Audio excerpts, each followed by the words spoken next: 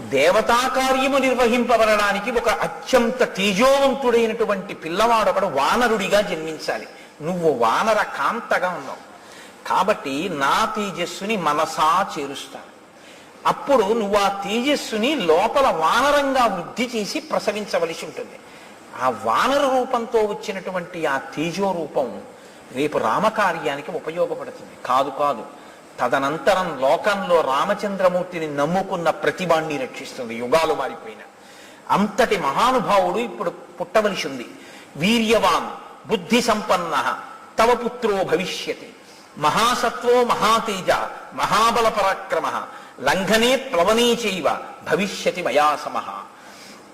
భవిష్యత్తులో నాతో సమానమైనటువంటి వేగం ఉన్నవాడు, నాతో సమానమైనటువంటి లంఘన శక్తి కలిగిన వాడు, అంటే దూకగలిగినటువంటి వాడు, అంతటి బుద్ధి పరాక్రమాలు ఉన్నటువంటి